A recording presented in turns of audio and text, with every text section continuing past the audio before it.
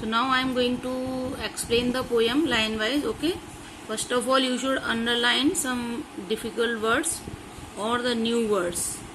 So in first line, gusty wave. Okay, gusty wave means here its meaning is full of power, full of energy. And rootless weeds means unwanted plants or undesired plants. Next is pallor means face. Then paper seeming boy. Paper seeming means very thin. Okay, and then is stunted means growth is stopped. Okay, whose growth is stopped. So you should write down only growth is stopped. Here means a person who is legally authorized to take the property of the person after his death. Okay, basically we are talking about here son and daughter. Okay, this is heir.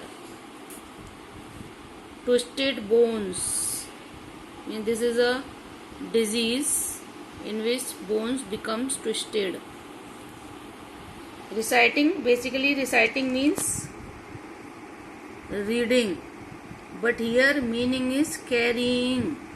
Okay, carrying, reading or carrying. So according to this situation of the poem, we will take the meaning carrying. Again, Gnarl disease means again the disease in which the organs becomes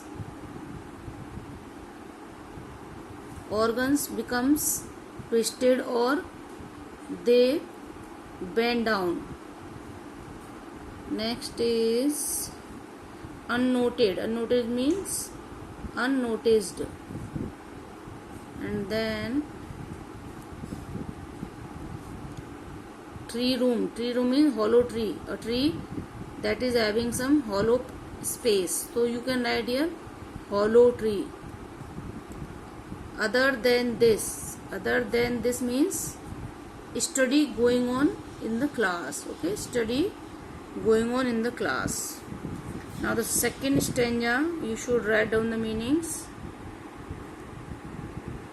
Sour means stale means that is not fresh. And this is okay.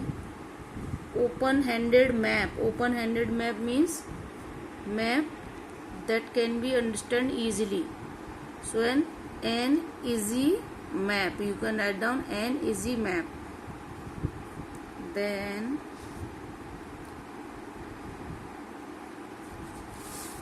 the next line is caps means peaks. Stars of words means fake promises. Stars of words means fake promises. So up to 2 stanza I will explain first. So I am coming to the first stanza. In the first stanza, the poet has described the children who are sitting inside the classroom. Okay, the classroom of the elementary school or the primary school. So these children are not having the normal characteristics of the children. Normally children are full of energy, they are very active, they are very eager to know what is going on in their surroundings. But these children are not looking so. So he starts by saying, far, far from gusty waves, these children faces like rootless weeds, the hair torn around their pallor. Up to here means the children are not having any sign of energy. Their faces are looking very dull and weak, and their hair are hanging around their face just like the rootless weeds, means just like grass, unwanted grass, means even they have not combed their hair properly. And now one by one he is going to describe. One tall girl is sitting there her weighted down head, the paper seeming boy with rat's eyes. One tall girl is sitting and her head is down. She's looking as if she's having lot of burden, lot of responsibilities. That is why her head is down. And the paper seeming boy is representing the children, those who are not having balanced diet. So he has become very thin and his eyes are also full of fear, just like rat's eyes. Metaphor is here, rat's eyes. Okay, I will tell you figure of speech at the end of the stanza. All the poetic devices I will tell you later on. And one more boy is there, the stunted unlucky hair of twisted bones, reciting a father's general disease. Means one more boy is also sitting there. He is unlucky because what he has got in the heredity, he has got the bones disease, the disease in which the bones become twisted.